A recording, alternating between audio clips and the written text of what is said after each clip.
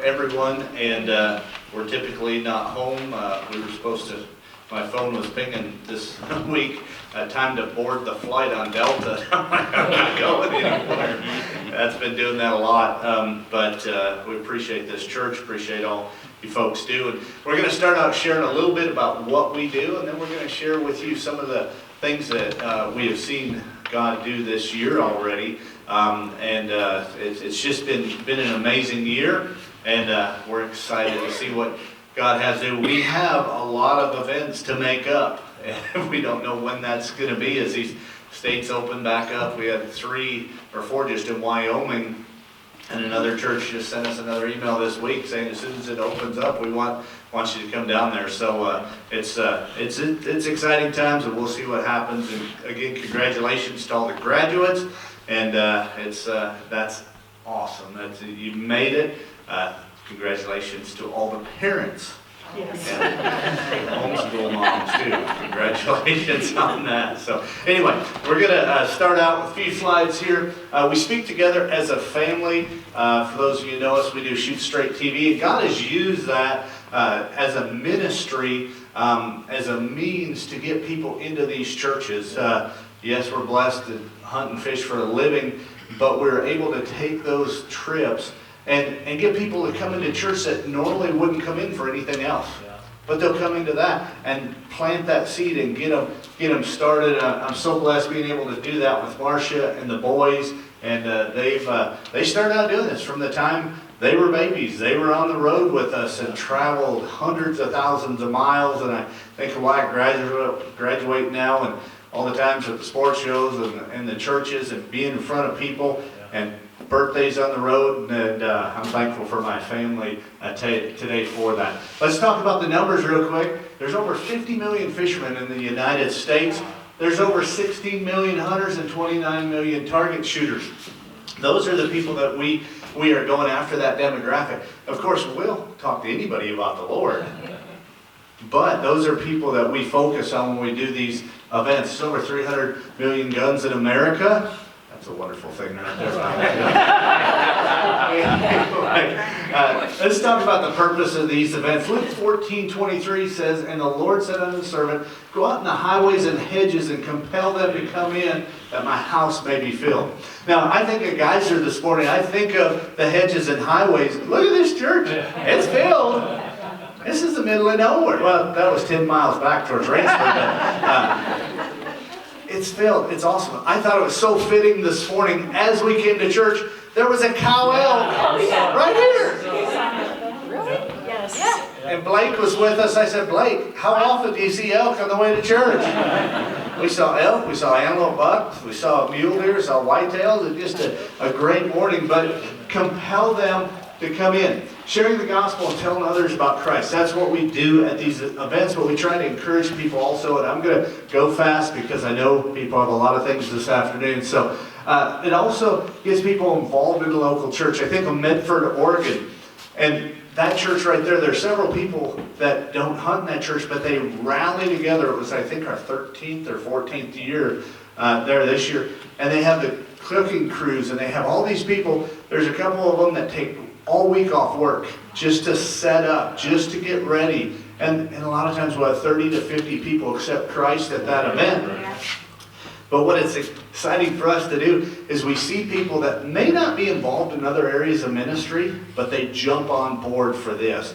And it reminds me about this church here. No matter what your talent is, you can jump on board and do something for Christ. And so it's the getting people involved. Now, there's a lot of preparation time that goes into these events. We'll come in for these events that last about 2 hours, but there's hours that go into it. 1 Corinthians 14:33 says, "For God is not the author of confusion, but of peace, as in all churches of the saints." A lot of organization goes involved, a lot of preparation time. We spend hours helping churches plan and prepare. Marcia is amazing. She spends hours. I get up here, I speak. I'll just tell you, she's the brains behind the operation. Emailing all these churches, booking all the travel. Can you imagine? Sometimes we're in 7 churches in 9 nights in 5 or 6 different states, and she books all the travel and figures all that out. So there's a lot of stuff that goes on with emails, helping churches that. Walker does all our video editing and puts that together to help with the presentations. And there's a lot of things that go together as a family. Wyatt helps out too. Promoting the event. This is another thing we do. Matthew 4:19, and he saith unto them, follow me and I will make you fishers of men. I love to fly fish. I love to fish, and I've been blessed to fish all over the world. But there's nothing better than go out and being fishers of men. Amen. Yeah. You see, we live in Montana. There's trout streams all over this area. There's trout ponds all over, and there's nothing like presenting it. Now, when you present that fly, say it's late afternoon and there's a caddis hatch coming off, and those birds, you put that caddis on. Well, that trout may say, I'm not interested in that caddis right now. Well, you might put a woolly bugger on, or you might put a prince nymph on, or you may switch to a pale morning dun, depending on what's going on. And that's the same thing when we're ministering these people, when we're trying to lead people to Christ. You have to have different things to catch their eye, to get them into church. And that's what we do, because we have the greatest gift to share. But we have to get them in.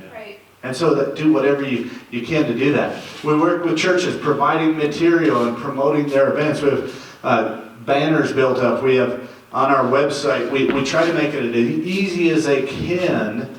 We have tickets already done. We have the sign-ups, all different stuff on that website to try and help it. And Marcia does great with that. And then we also spend time doing media interviews and things, radio, TV, promoting the event leading up to it. So it's not just coming into this event for 2 hours, it's all the time spending. And we've got some great companies we work with. CBA muzzleloaders, for example.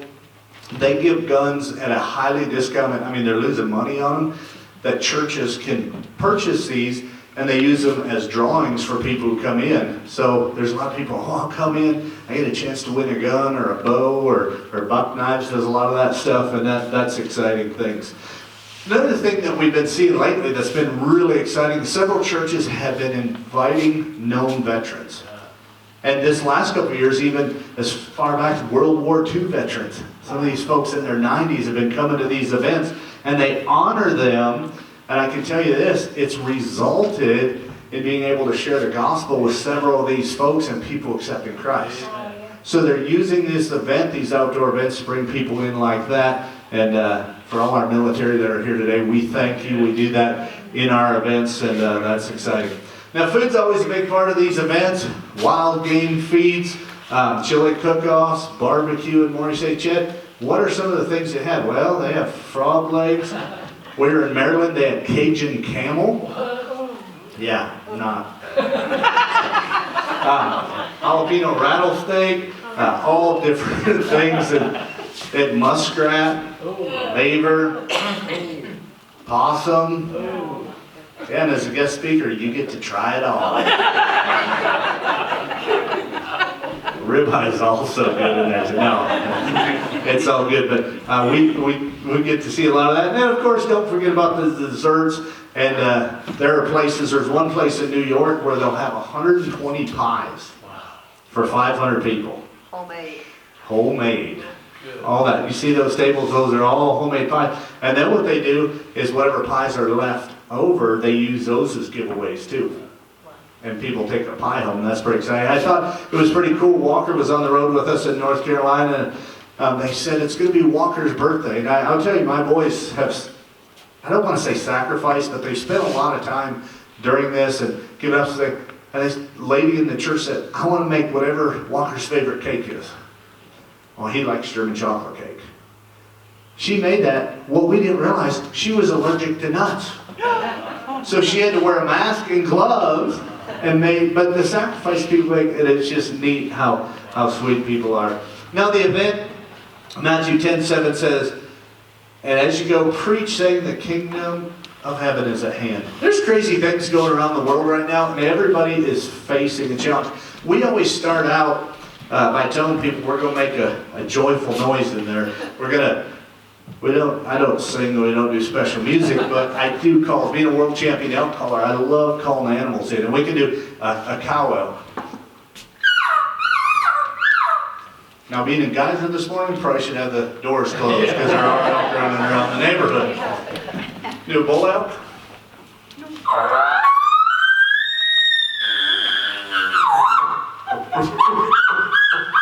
How many's ready for this fall? Squirrel? Turkey? Anybody turkey hunt this year? Oh yeah. Johnny got a turkey this week.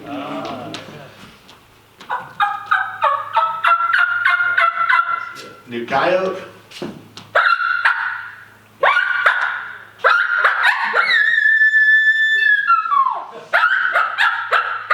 You can call your wife in with this call.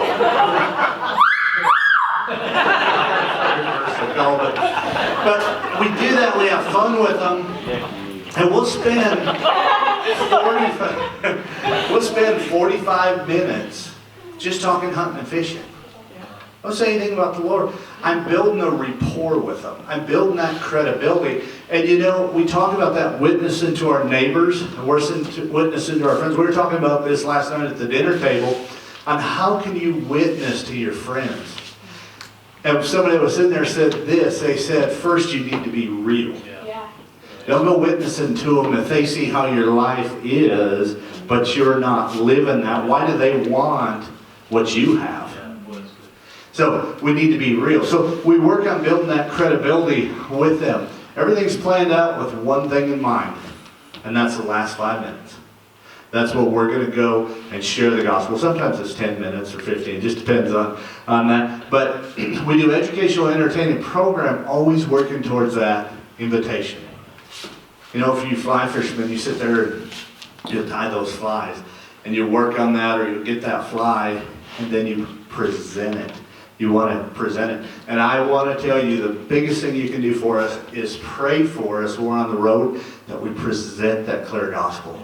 Because you know, if you're a fly fisherman and you've got clear water and those trout are laying there and you come up with that fly rod and whack, and that fly hits the water, what do? They all scatter. We want to present a clear gospel. And then we also have decision cards that allow churches for effective follow-up. And I would tell you, there is nothing more exciting when we're done and seeing those cards.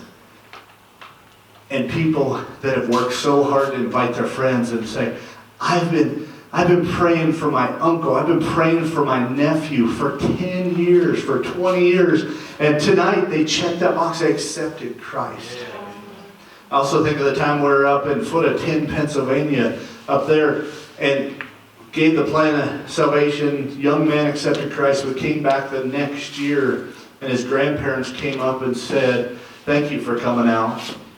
Last year, after your event, our grandson came up and told us he accepted Christ. He said, but last summer he was killed in a four-wheeler accident. But we know we're going to see him again in heaven. Now, we heard stories after stories like that. You see, this young man right here came to our event in North Carolina 2 years before and accepted Christ. He was in the military. The neat thing about it was, we got to the event, he showed up, eyes were real bloodshot, he was tired. He came, he said, I didn't want to miss this event. He said, I just got back from Iraq. I flew all night red-eyed. We got in at 2 in the morning. I showed up and brought my kids donuts for breakfast and surprised them. I've been up ever since. But I wanted to tell you, I accepted Christ, and I made it through Iraq. And that was one of the toughest things I ever had to do in my life. But I knew God was right there with me.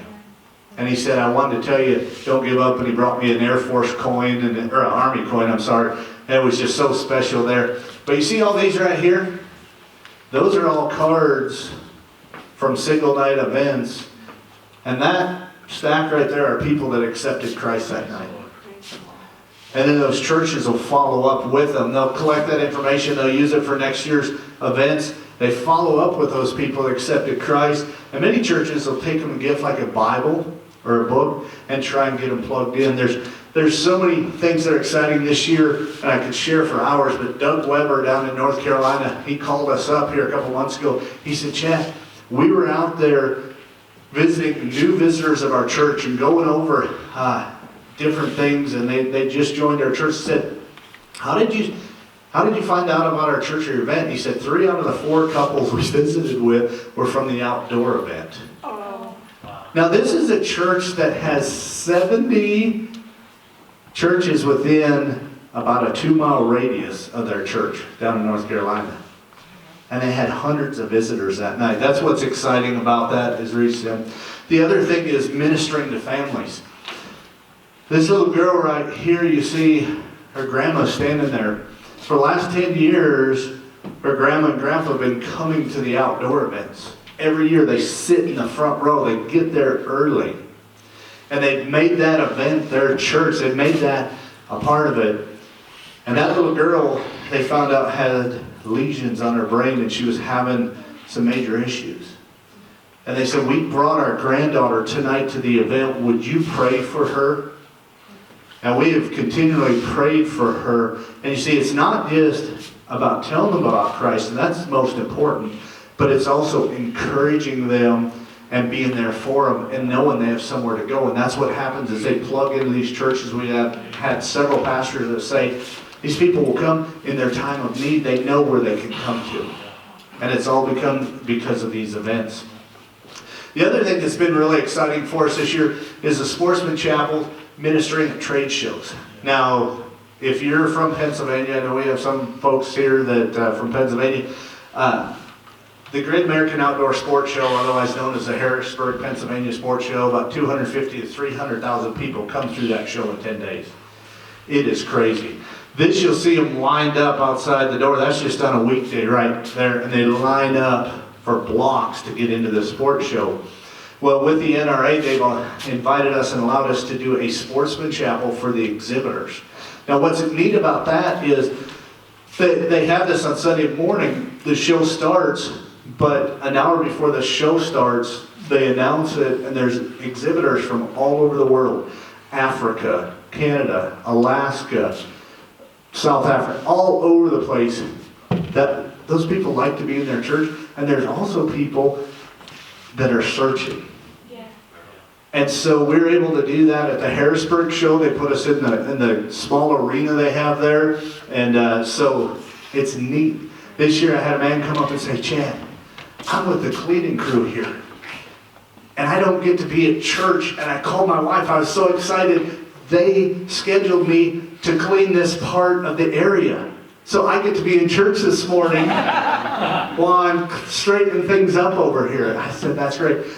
Last year there was a photographer there that was taking photos of us speaking. And usually a photographer will come in, take 2 or 3 photos and leave. He just kept standing there.